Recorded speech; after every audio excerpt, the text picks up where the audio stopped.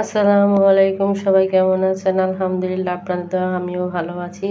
আজকে রান্না করব বুটের ডাল দিয়ে ডিম।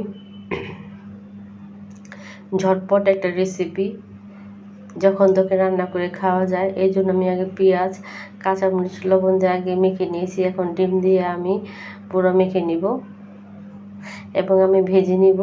ডিমটা কিন্তু আমি ভাজবো পাটিসাপটার মতো, কারণ আছে বুটের ডাল দিয়ে রান্না করব। এই যে এইভাবে ভাজলাম এবং 2 পিস করে নিলাম। এইভাবে আমি আর 2টা ডিম ভাজবো। ওই কড়াইতে আমি যখন ডিম ভেজেছি এটা দিয়ে আবার পেঁয়াজ ছেড়ে দিলাম। পেঁয়াজটা আমি ভেজে নিব। দিয়ে দিলাম লবণ, অবশ্যই স্বাদ মতো। পেঁয়াজটা মোটামুটি আমার কিন্তু ভাজা হয়ে আসছে, এই জন্য আমি এখন দিয়ে দিলাম আদা দিয়ে এবং হলুদ দিয়ে একটু নাড়া দিয়ে এখন আমি দিলাম মরিচ বাটা। তবে বুটের ডালের মধ্যে তরকারি রান্না করলে কিন্তু মরিচটা কম দিলে ভালো লাগে এবং কাঁচামরিচ উপরে দিলে বেশি ভালো লাগে।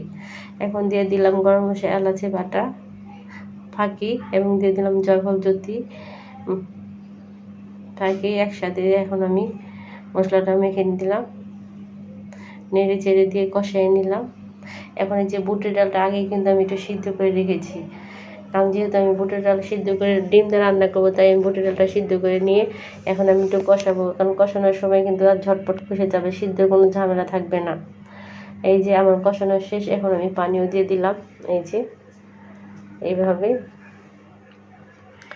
আগেই বলেছি ঝটপট খাবার। এই যে বলক এসে পড়লো, এখন আমি ডিমগুলো ছেড়ে দিব।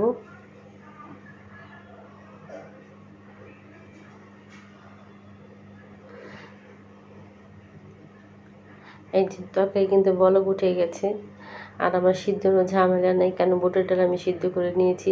এখন আমি একটু উপরে জিরার ফাঁকি দিয়ে নেব, কারণ আমার রান্না প্রায় শেষ। আর জিরা ফাঁকিটা না দিলে কিন্তু বুটের যে একটা ঘ্রাণ সেটা কিন্তু বের হয় না।